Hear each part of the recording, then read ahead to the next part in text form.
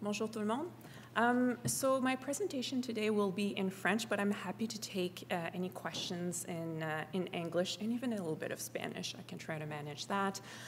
But you can expect a little bit of Franglish on my part because I do work for the federal government, so I'm going to massacre whatever language I'm going to use. So it's going to happen. Just wanted to warn you guys. Unfortunately, because of the fact that I do work for the federal government, I am quite limited in terms of what I'm able to share in terms of information with you today in regards to future plans. There will be some sort of federal ninja that will tackle me to the ground if I say something that I'm not supposed to. So again, a warning for what's about to happen today. But yes. Donc, moi, je travaille pour un groupe qui s'appelle la gouvernance législative. Puis, notre rôle à nous, c'est de développer la politique qui sous-tend des projets de loi de nature environnementale et aussi de supporter le gouvernement lors du processus parlementaire. Lorsqu'une loi est introduite puis qu'elle passe au travers des différentes étapes du Parlement. Donc, c'est vraiment sous cette perspective-là que je vais vous parler de la loi aujourd'hui, de la loi sur la tarification de la pollution causée par les gaz à effet de serre. Donc, c'est vraiment sous cette perspective que je vais pouvoir discuter de cette loi-là. Donc, vraiment, mon objectif aujourd'hui, c'est de vous donner une idée du contexte dans lequel cette loi-là a été amenée de l'avant, puis je peux vous confirmer personnellement qu'il s'en est passé bien des choses dans 2 ans. La seule chose qui me tient debout en ce moment, c'est une quantité obscène de chocolat et de thé.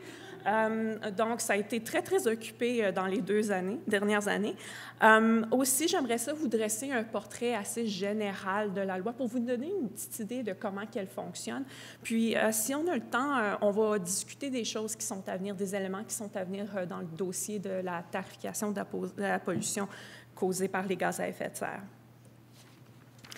Donc, juste rapidement, il y a 3 principaux mécanismes de tarification de la pollution causée par les gaz à effet de serre. La première, c'est la redevance. Une redevance peut être appliquée aux émissions liées à la combustion de combustible. Puis, c'est le système qui a été mis en place en Colombie-Britannique. Il y a un second système qui est le système de plafonnement et d'échange. Donc, vraiment, c'est ce que ça fait, ça, c'est que ça appose un plafond, une limite en matière d'émissions, et c'est un plafond qui est progressivement réduit au cours du temps. Puis, les personnes qui y sont assujetties doivent se procurer des droits d'émission. Donc, c'est le système qui est en ce moment en place au Québec. Puis, il y a aussi un système de normes de performance. Puis ça s'applique, c'est une limite qui est appliquée plutôt à l'unité de production. Ce système-là en particulier est mis en place en Alberta en ce moment. Donc, ça, c'est 3 types de mécanismes qui peuvent être mis en place pour vraiment donner un signal dans l'économie qu'on essaie de, ce qu'on veut avoir comme objectif, c'est de réduire les gaz à effet de serre, donc de réduire les émissions de gaz à effet de serre. C'est vraiment, on veut inciter les gens à réduire leurs émissions. Donc, là, on va parler des événements marquants qui ont forgé l'approche fédérale de la tarification du carbone. Puis vraiment, le coup d'envoi, ça a été donné en novembre 2015. Bien sûr, je veux juste clarifier, là, toute la question des changements climatiques, ça datait d'avant 2015. Hein, comme juste pour vous rappeler, on n'a pas inventé ça. Donc, les premières études, je pense, par rapport aux gaz à effet de serre ont commencé en retour de 1905. Là. Donc, vraiment, ce qui était différent, par contre, dans ce cas-ci, c'est qu'on a eu une ministre de l'Environnement et du Changement climatique qui a été mandatée d'élaborer un plan pour réduire les émissions de gaz à effet de serre, mais aussi, plus particulièrement, de le faire via une tarification de la pollution. Ça a donné lieu finalement à mars 2016 où les premiers ministres du Canada se sont rencontrés et ils ont présenté la déclaration de Vancouver sur la croissance propre et les changements climatiques. Et comme on a fait allusion un peu plus tôt dans les présentations, cette déclaration-là a mis en évidence qu'on voulait une approche pan-canadienne pour la tarification de la pollution causée par les gaz à effet de serre, puis qu'on voulait vraiment réduire les émissions. En octobre 2016, le Canada a ratifié l'accord de Paris. J'en discuterai pas plus longuement, je crois qu'on en a assez discuté aujourd'hui. Mais un document qui est plutôt important est celui du cadre pan-canadien sur la croissance propre et les changements climatiques. Puis ce document-là a été fait en collaboration avec les provinces et les territoires. Toutes les provinces et les territoires étaient signataires, sauf Saskatchewan, qui s'est retenu de signer cet accord-là. Et l'objectif premier, ce que ce document-là a clarifié, c'est que le Canada veut mettre en place une tarification sur les gaz à effet de serre. Puis, on veut que ça s'applique à un vaste ensemble de sources d'émissions. Puis, on voulait aussi s'assurer que cette tarification-là allait s'accroître en rigueur au fil du temps. Donc, c'est dans ce document-là qu'on a clarifié que les provinces et les territoires allaient avoir le choix entre deux types de mécanismes de tarification. En premier lieu, ils pourraient mettre en place un système de plafonnement et d'échange. Ou, en second lieu, ils pourraient mettre en place une redevance avec un système de normes de performance. Donc, c'est vraiment dans celui-là que dans ce document-là, que ces barèmes-là ont été mis en place.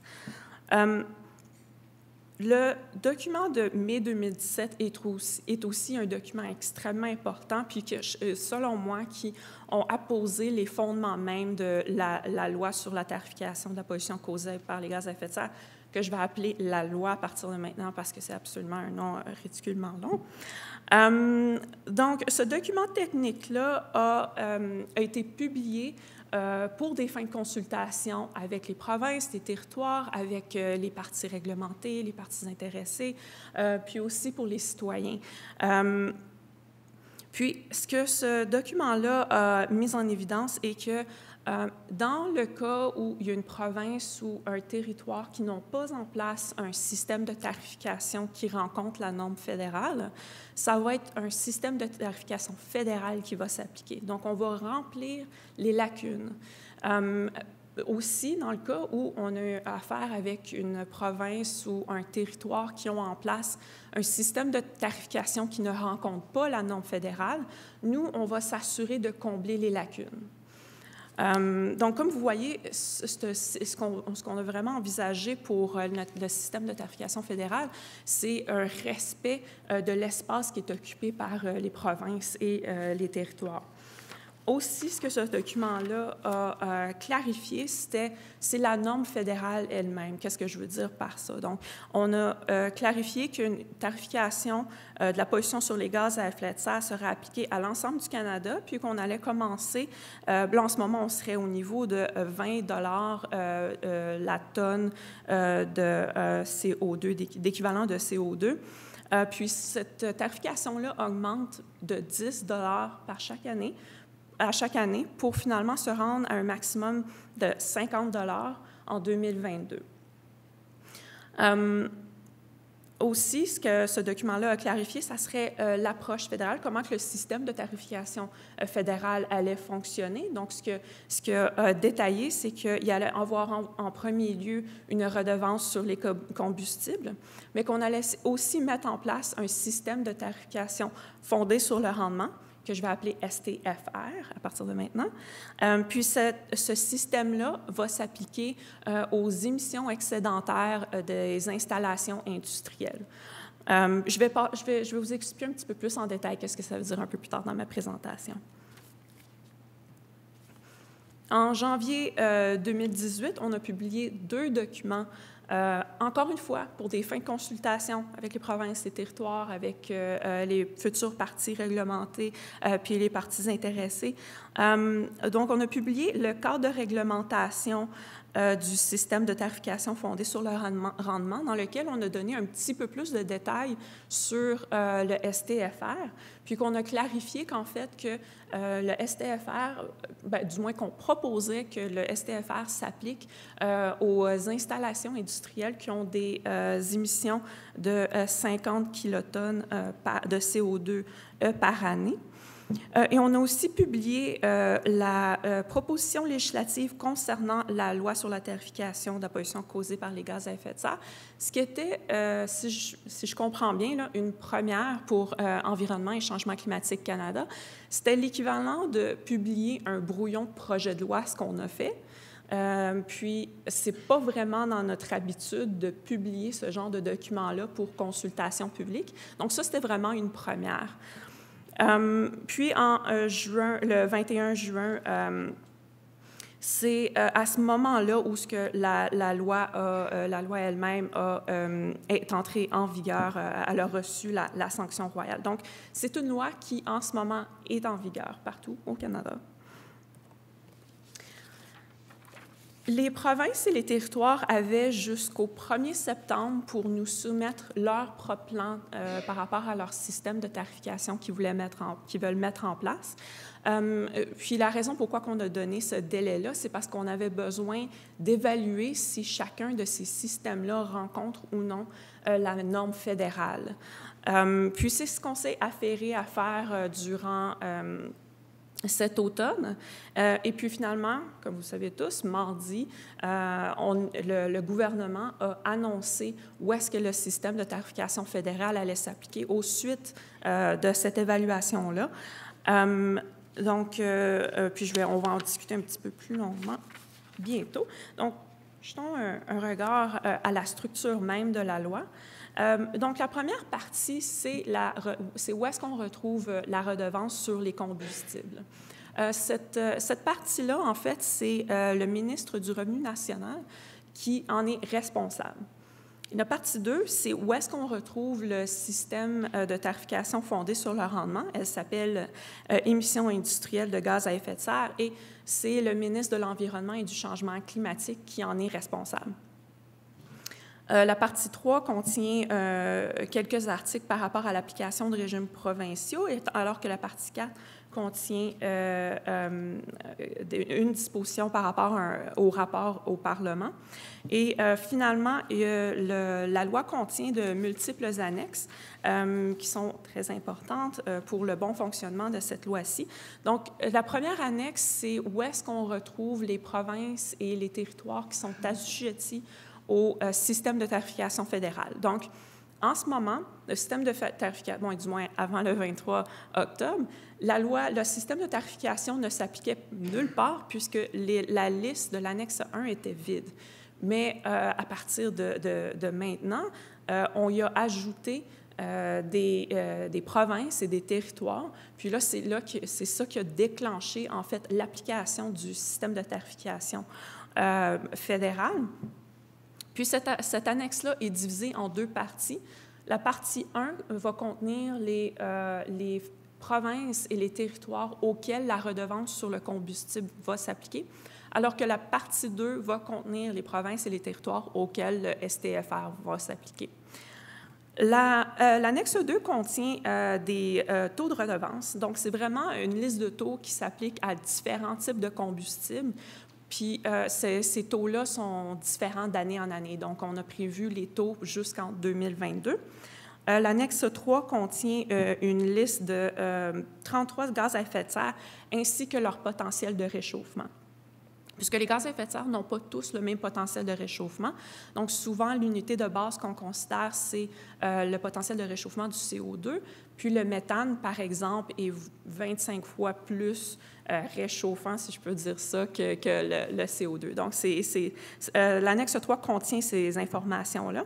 Et finalement, l'annexe 4 contient ce qu'on appelle les redevances pour émissions excédentaires. Donc, cette annexe-là est utile au STFR, puisque ce que ça fait, c'est que ça énumère, en fait, ça décrit la tarification fédérale. Donc, pour les émissions excédentaires, lorsqu'on veut payer pour ces émissions-là, il faut payer à 20 $ la tonne en 2019. Puis ça va être 30 $ en 2020, etc. Puis on a prévu le prix jusqu'en 2022.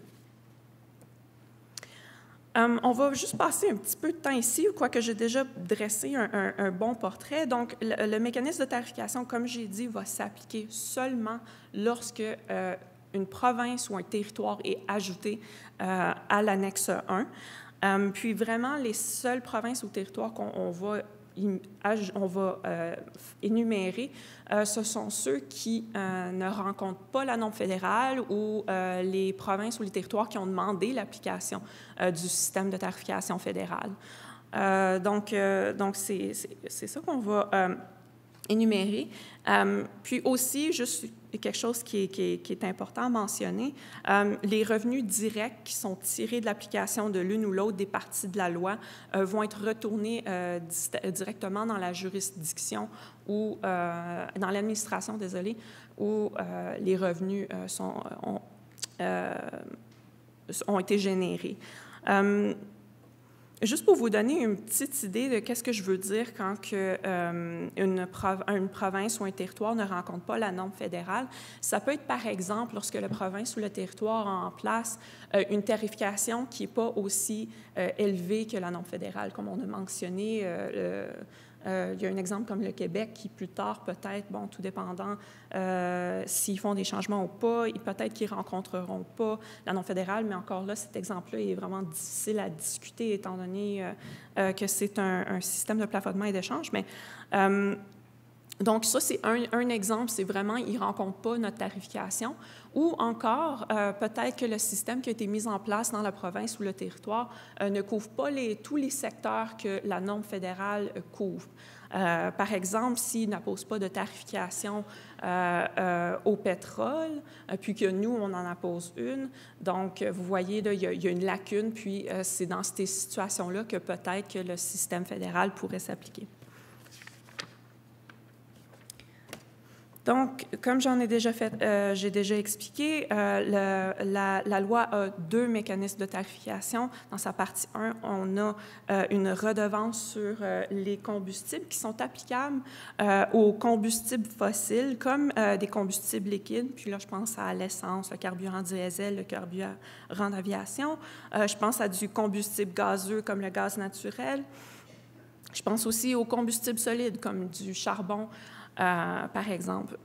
Puis ça va vraiment, cette redevance sur les combustibles va vraiment s'appliquer dans le haut de la chaîne de distribution. Donc, elle va s'appliquer aux distributeurs ou aux producteurs de combustibles.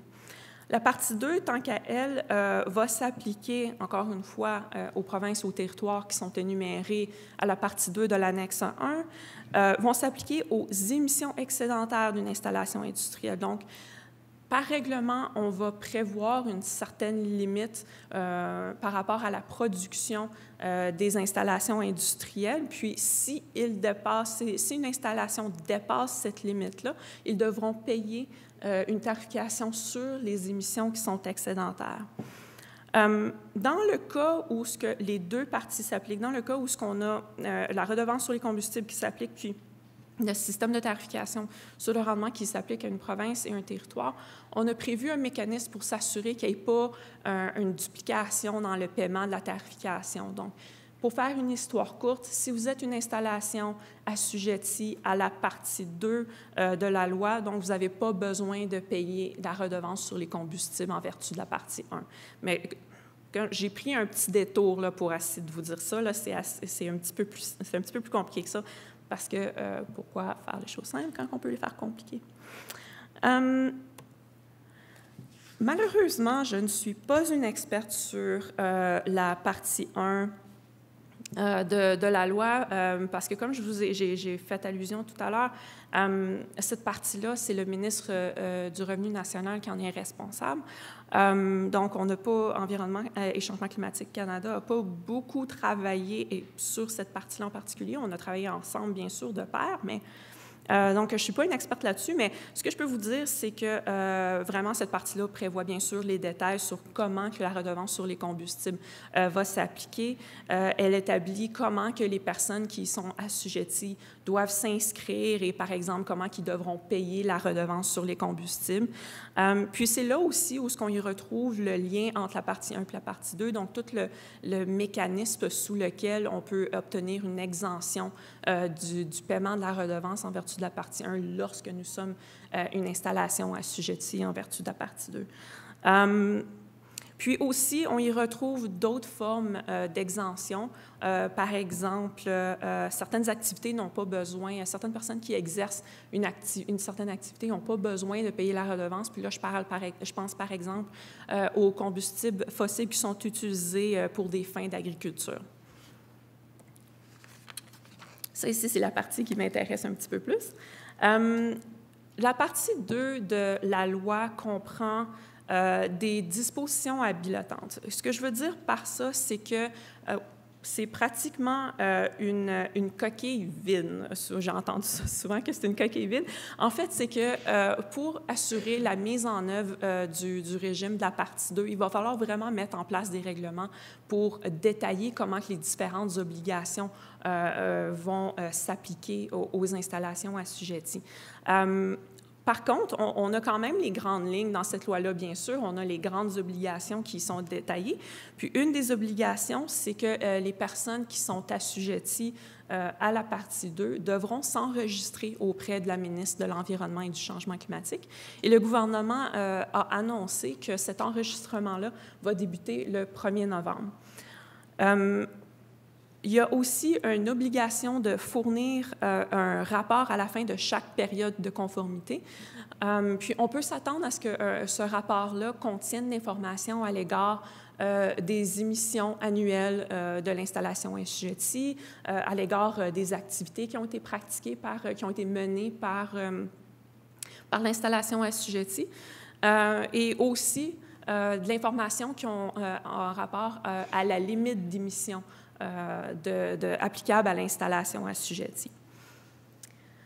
Il y a aussi les personnes responsables d'une installation assujettie devront aussi verser une compensation si leurs émissions ont excédé leur limite d'émission applicable.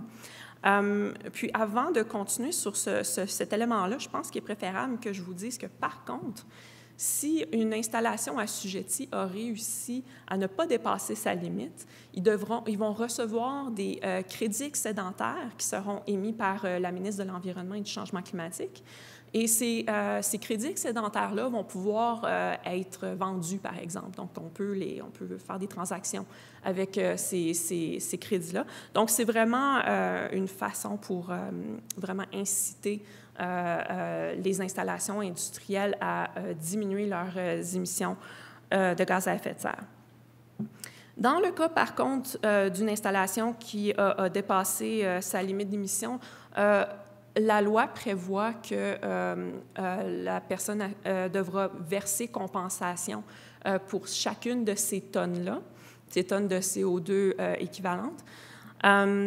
Puis ça pourra se faire soit par le paiement de la redevance qui, comme que je vous disais, qui est à l'annexe 4 de la loi, ou la personne responsable pourra verser des crédits compensatoires qui sont reconnus, des crédits compensatoires qui auront été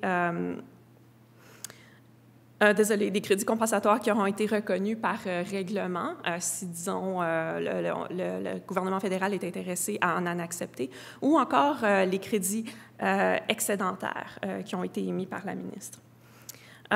Puis, il y a aussi une obligation par rapport à l'ouverture et le maintien de comptes dans un système de suivi qui va être mis en place par la ministre de l'Environnement et du Changement climatique. Donc, ce système-là de la partie 2 a été mis en place pour essayer de limiter les fuites de carbone. C'est-à-dire, on veut s'assurer que le Canada reste compétitif, ne perd pas les compagnies qui sont en place, les installations industrielles qui sont en place au Canada, tout en vraiment les incitant à réduire au fur et à mesure leurs émissions excédentaires. Donc, c'est vraiment pour essayer de limiter la fuite du carbone. La partie 2 contient aussi des obligations en matière de collecte de renseignements.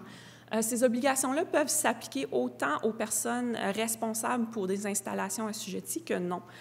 Donc, ça peut s'appliquer à pas mal tout le monde. Mais par contre, les installations assujetties ont des obligations un petit peu plus précises, là. Donc, ils devront soumettre de l'information soit à leur enregistrement, ils devront en soumettre à l'ouverture d'un compte ou encore lorsque, bien sûr, ils soumettent un rapport, leur rapport annuel. Donc, les obligations en matière de collecte d'informations, on pourra soit les mettre par règlement ou encore le gouverneur en conseil pourrait, la ministre pourrait aussi prendre un décret à cet égard-là. J'aimerais ça passer un petit peu plus de temps sur cette partie-ci. Donc, vous parlez du contrôle d'application de cette loi-là. Une des choses qui est importante à retenir par rapport au contrôle de l'application, c'est que la partie 1 et la partie 2 ont leur propre régime distinct du contrôle de l'application de la loi.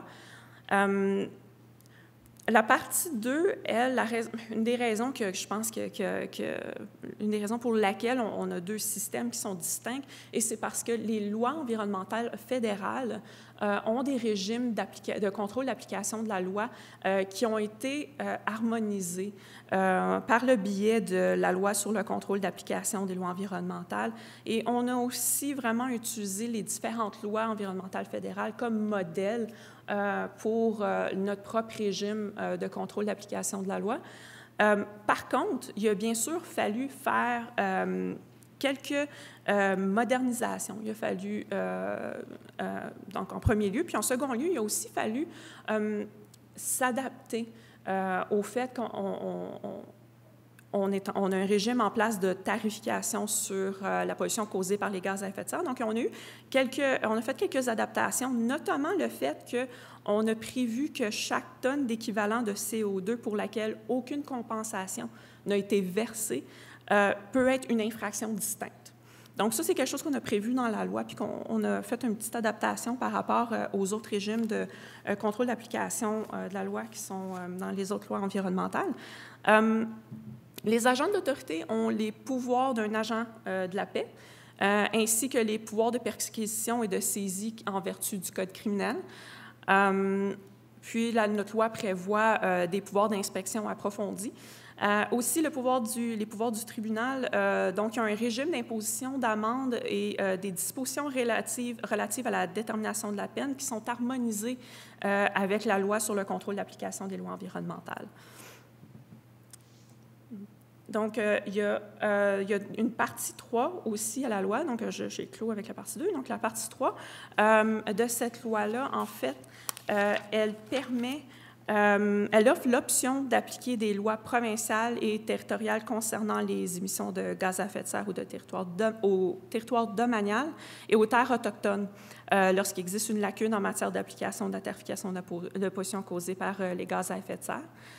Puis la partie 4, quant à elle, exige que le ministre prépare un rapport annuel sur l'application de la loi et le dépose devant chaque chambre du Parlement.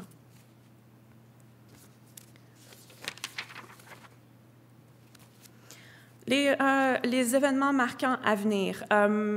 Donc, comme vous savez déjà, le gouvernement a annoncé où s'applique le système de tarification fédéral. Au cours des prochaines années, on va développer le règlement qui va être fait en vertu de la partie 2 de la loi. Donc, ça, c'est en cours en ce moment. Il y a beaucoup de consultations qui sont en cours aussi, si vous êtes intéressés à suivre ce développement-là. En 2019, c'est vraiment le moment auquel le système de tarification fédéral s'appliquera aux provinces et territoires assujettis au filet de sécurité fédéral. Puis, une chose qui est importante à mentionner, c'est que la date effective, en fait, du STFR sera le 1er janvier 2019, alors que celui de la redevance sur les combustibles, ça va être en avril 2019. Puis, le gouvernement fédéral s'est aussi engagé à faire une révision de l'approche fédérale en 2020, puis une autre en 2022. Donc, tout ça, c'est en cours. On est déjà en train de préparer ça tranquillement, pas vite. Si vous êtes intéressé, il y a quelques ressources ici que vous pouvez aller consulter. Donc, ça, c'est tous les documents sur lesquels nous avons consulté avec les provinces et territoires, puis aussi avec les réglementés. Donc, c'est tout pour moi. Merci beaucoup.